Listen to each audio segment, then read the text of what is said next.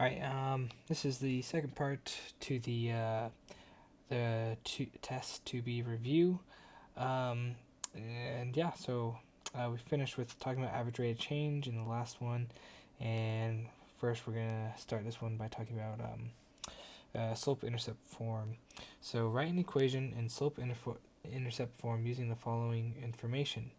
So slope-intercept form is y is equal to mx plus b.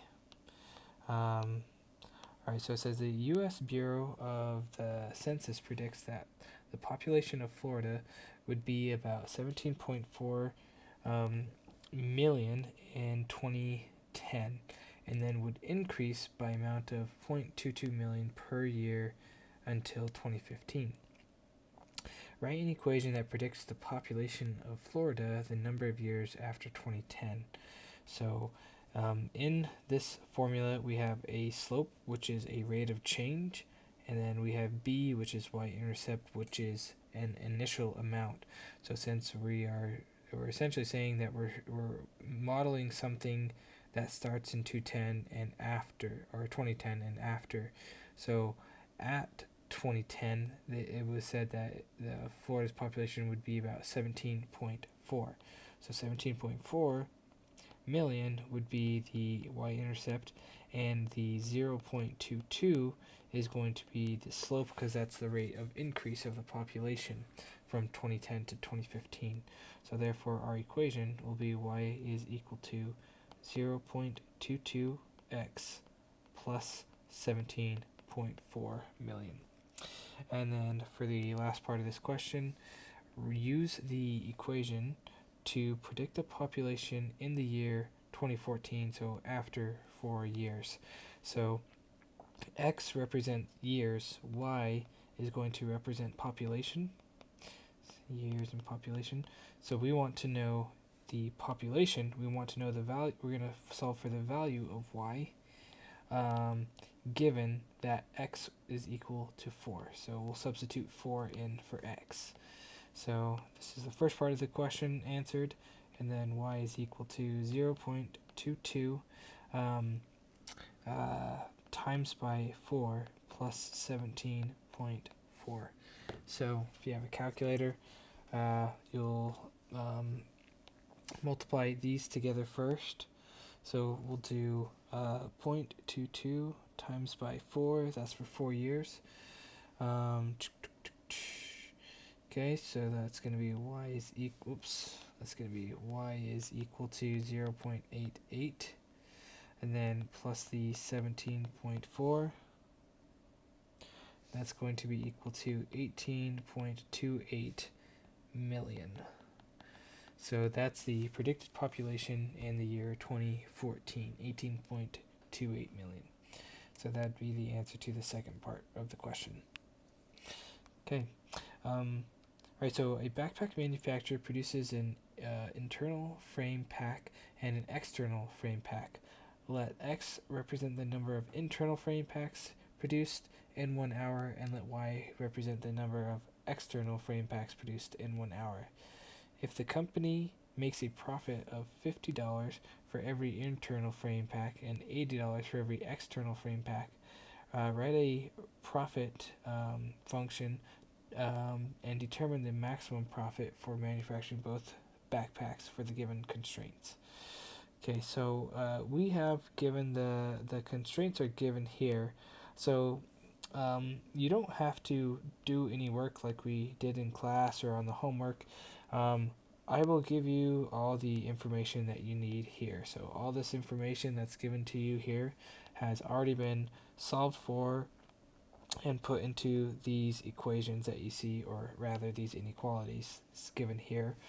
And, and this one is the objective function, so what we're trying to maximize is the profit. So what you'll have to do in this problem, since everything else has been taken care of, you'll have to graph the inequalities and then find the vertices and plug them into the objective function. So let's graph the inequalities. We'll graph this one first. So we have a y-intercept at 6, and we have a slope of negative 1/3. So that's going to be down 1 and then over 3. So right there. So right in the middle, about right there. And then down 1 and over 3 again. Down 1 over 3. Okay, and so I think that's about all that we can really show here. So there is that graph right there. We have this one right here, so we have a y-intercept at 16 and a slope of -2. So that's going to be down 2, which is 16 to 14, and over 2. So that would be right here. Okay, and so it's just going to follow that pattern.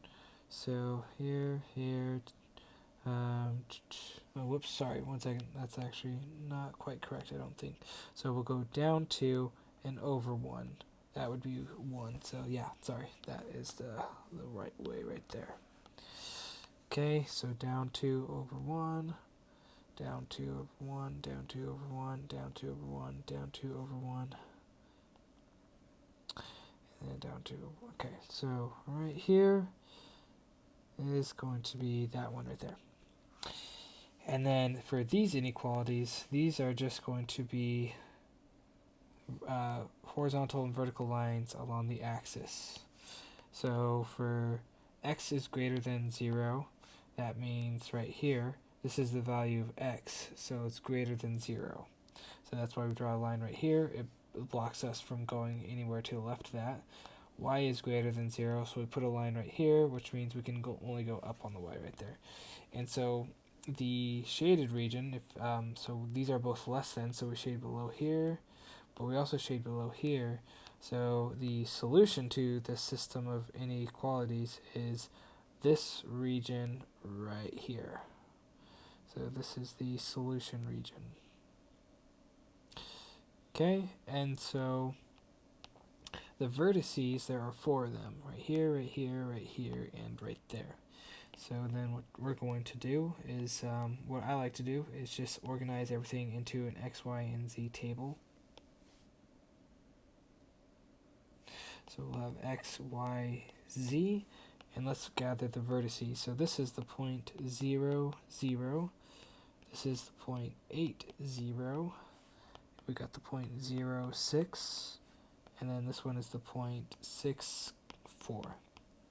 So we'll put all these points in the table, 0, 0, 0, 6, 8, 0, 6, 4.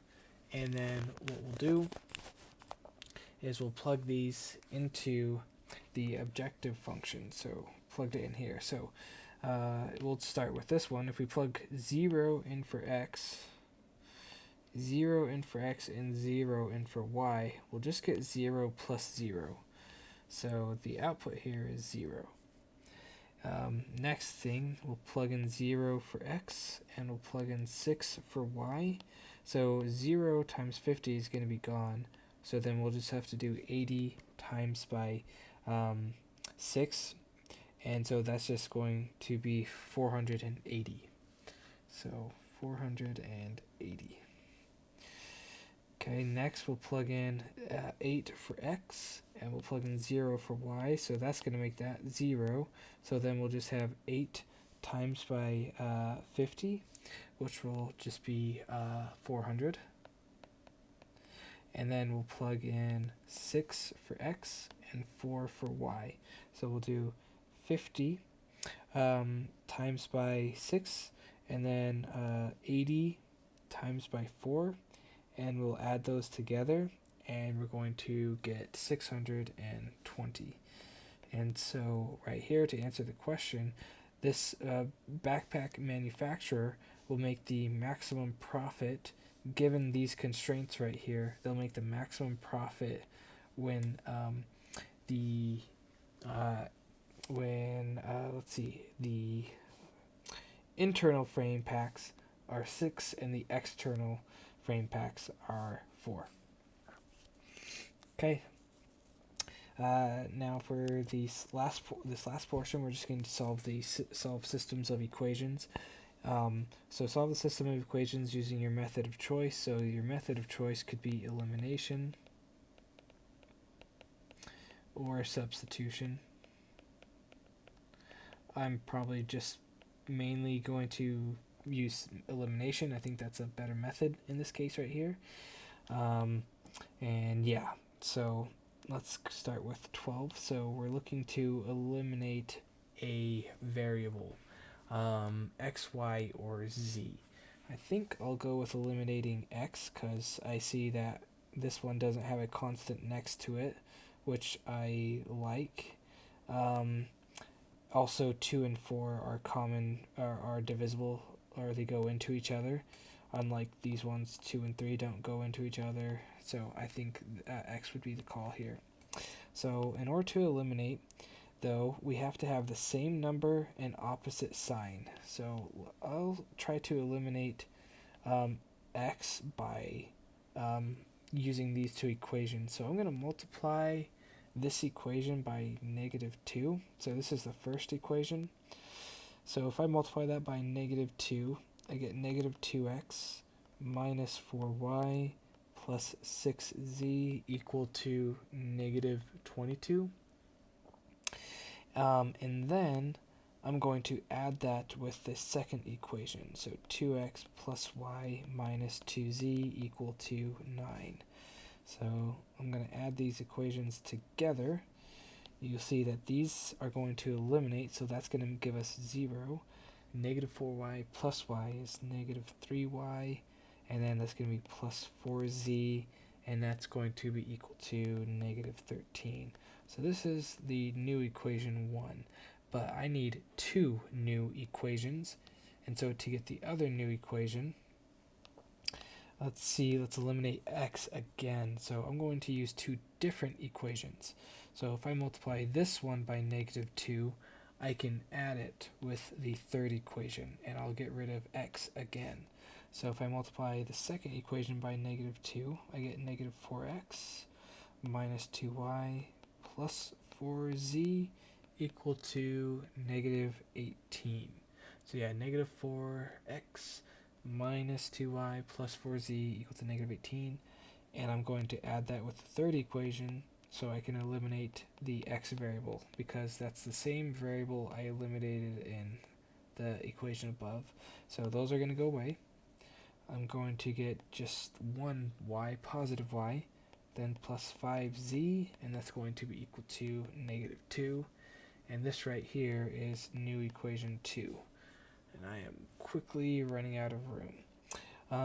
Okay, so I'm going to put the new equations together. So new equation 1, new equation 2. So that's -3y plus 4z equal to -13. I'm going to put this line right here to make sure that I'm distinguishing my work. Oh, oops. I'm going to try and move this up so I can have more room to work with.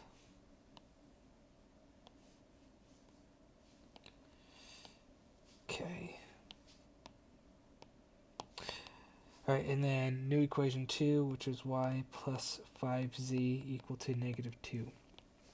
So now that I don't have the x variables here, I'll do the same process. I want to eliminate the y's or the z's, and in this case I'm going to eliminate y. So, but I need this to be a -3, so I'm going to multiply this by -3. Okay, so then I still have -3y plus 4z equal to -13, but now I have -3y minus 15z equal to +6, and when I add them together, you see, oh whoops, I do not want to multiply that by -3, that was a mistake. I want to multiply it by +3, because that would make this positive and this negative. Okay, so I still have the -3y plus the 4z equal to -13. Then I have 3y plus 15z equal to -6. Add them together. The y's are going to eliminate. And then I'll have 19z equal to -19. And then here, since I only have one variable, I'll divide by 19 on both sides, and I'll have z solved for. So z will be equal to -1. So there's one of the 3 pieces. And now, since I have one variable solved for, I'm going to work backwards. So if I plug this value I'm going to take this negative 1 and I'm going to plug it into this z. I could also plug it into this one right here. It doesn't matter which one I choose. However, I think it'll be easier if I plug it in right here. Okay, so if I plug that into this spot right here, that would make this negative 5. So then I get y minus 5 is equal to negative 2. And then I can add 5 and add 5. So then I get y is equal to 3. Alright, and then just for the last piece right here, I know that z is equal to negative 1, so I can take this and plug it into any of these values, and I can take 3 and plug it into these ones. I only have to use one of the 3 equations though, so I'm going to use the top one. So I'm going to plug negative 1 right here. I'm going to plug 3 in right there. So I'll have x plus 6, since if I plug in 3, 2 times 3 is 6. And then if I plug in negative 1 in for z, I'll get plus 3 equal to 11. So I'll get x plus 9 is equal to 11. And if I subtract the 9, I get x is equal to 2. So my solution is 2, 3, negative 1. Okay, and there you go. That's all my work right there. Alright, let's try this next one right here. Let's see.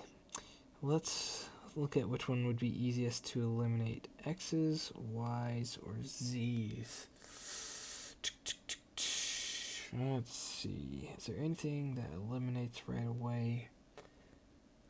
I don't think so. So let's just go with eliminating X's right here. So if I'm going to eliminate X, I want this to be 2. So I'm going to multiply this by 2. So that's going to give me 2x minus 2y plus 6z equal to 38. And I'll add that with the second equation. And when I add them together, notice here, those are going to cancel, cancel, and cancel. So on the left side, I'm just going to have 0. And then I'll have 47 here.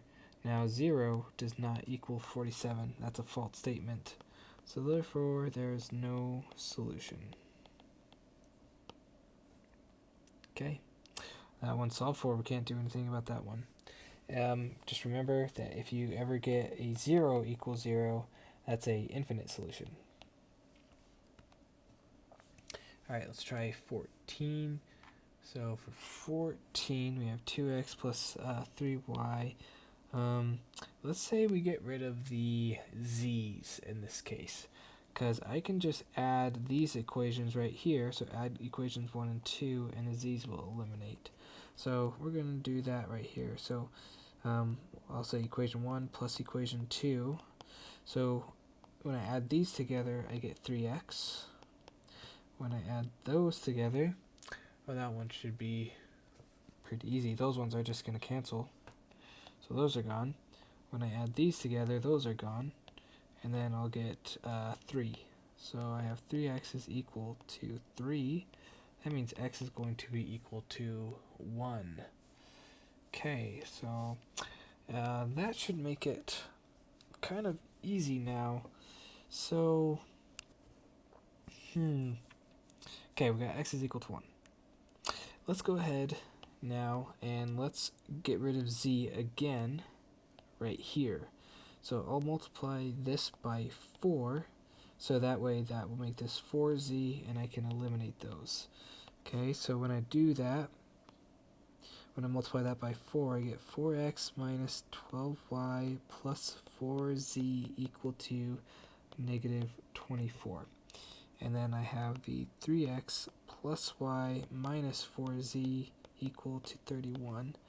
And when I add them together, I get 7x, and this right here is going to give me negative 11y. Those are going to cancel, and that's going to be equal to 7, I believe.